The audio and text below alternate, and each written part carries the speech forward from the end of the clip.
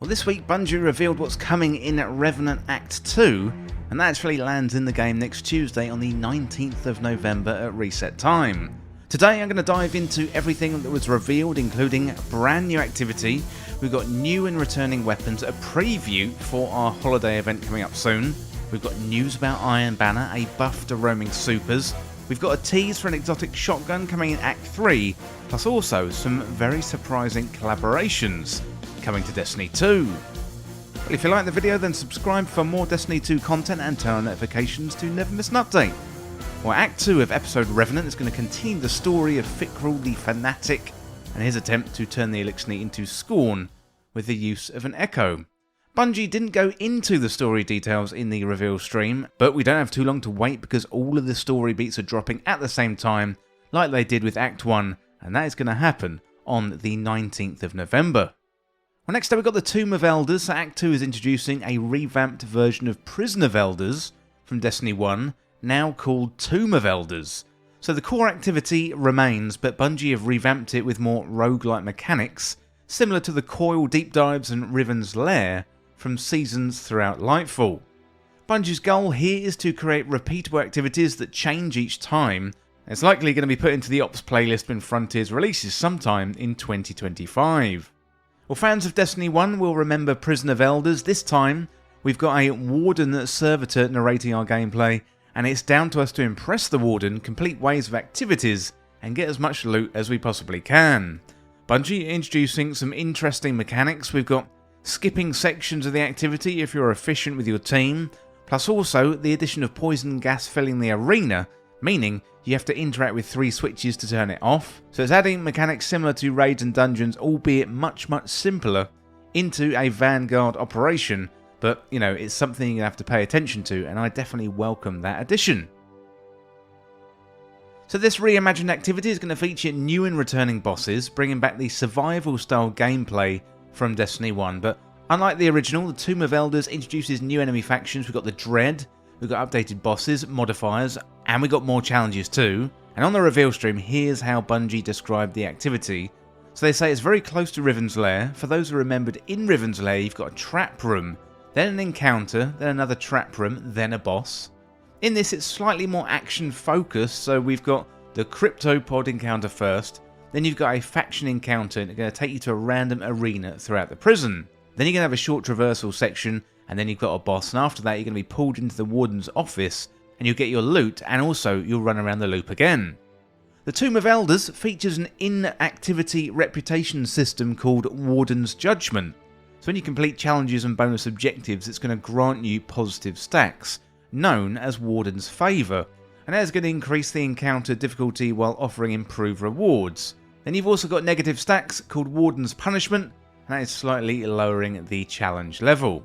So we've got the official description of Warden's Judgment reputation system here. So Warden's Judgment, first of all, so a dynamic range of values tied to the activity's difficulty. Stacks of positive judgment are called Warden's Favour and increase the encounter difficulty. Stacks of negative judgment, they're called Warden's Punishment and slightly decrease the difficulty. Then we've got Warden's Sentencing, so follow every reward phase. So following every reward phase, the Warden is again going to assess the fireteam's judgment rating. Warden's Favour allows the fireteam to skip an encounter, whilst Warden's Punishment activates the punishment protocol. Then we've got secondary objectives, so challenges and critical objectives appear in every encounter. Mastery of these objectives contributes towards Warden's Judgment. And then finally we've got rewards, so granted upon defeat of a boss and subsequent laps pay out better rewards, and stacks of Warden's Favour increase your rewards even further. So loads of exciting stuff there, looking forward to that activity with the Tomb of Elders, very good indeed. But next up we've got new and returning weapons. We've got 2 new seasonal weapons coming to the game, including the Noxious Vetiver submachine gun and the Scavenger's Fate shotgun, and also the returning Grid Skipper pulse rifle from Season of the Splicer. Scavenger's Fate looks very similar to Dustrock Blues, a popular shotgun from back in the day. Well, first of all, we've got the Noxious Vetiver submachine gun, so it's a precision frame SMG, dealing arc damage. We've got some good perks in here, including Jolting Feedback, Target Lock Frenzy, Rampage, Loose Change, and To the Pain as well. So I will be doing a deep dive on all these weapons later when they get introduced into the game next week.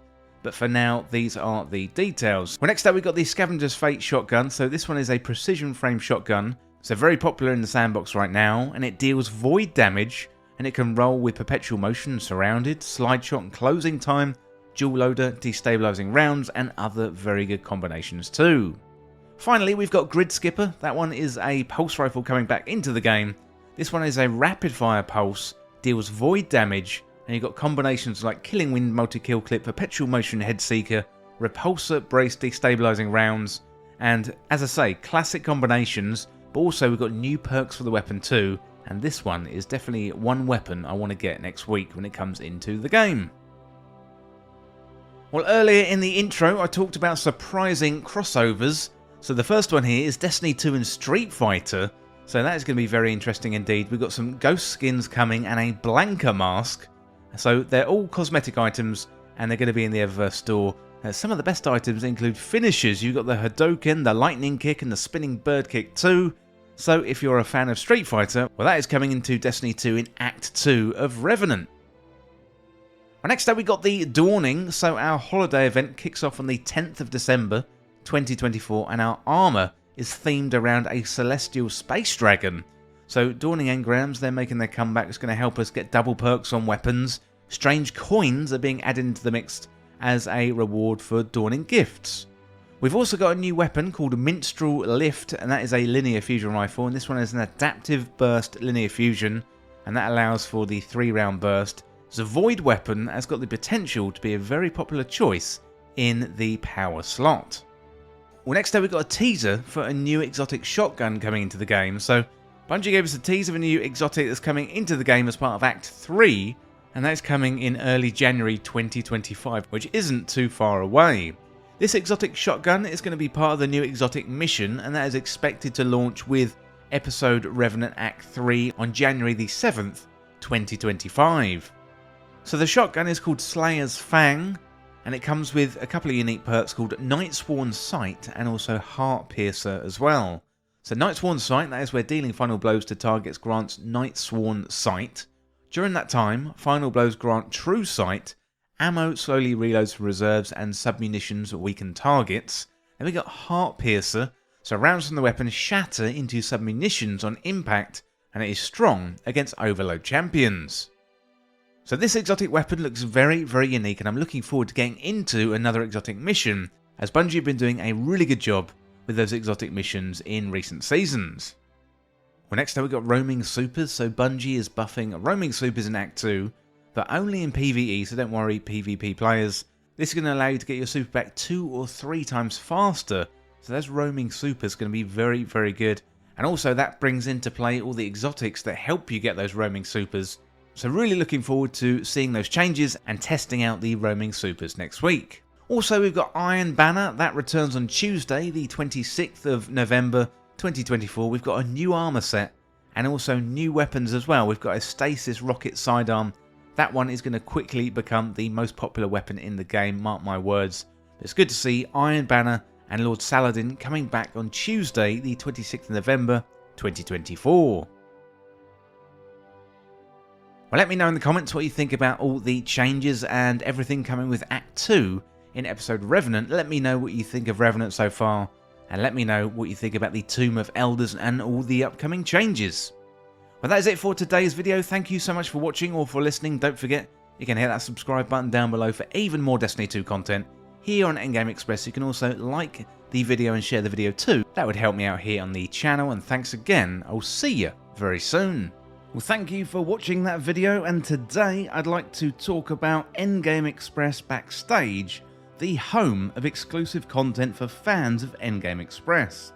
To join, simply join up through Patreon or the YouTube membership. You get early access and exclusive content, shout-outs in the videos, access to live streams, plus also access to our exclusive Endgame Express Backstage community Discord. Well, here's some more information about the tiers. So in Tier 1, that is $2.99 a month, you get access to our community Discord and also early access to content. In Tier 2, that is $4.99, and you get shoutouts in the credits of videos, and also you get access to community polls and help shape the content. For Tier 3, that is $8.99, and you'll get access to exclusive community videos, and also get access to exclusive live streams as well. Well, the core content on Endgame Express is always going to be free, but if you want to go above and beyond and support Endgame Express, then all you need to do is get access to Endgame Express Backstage today through Patreon or YouTube membership.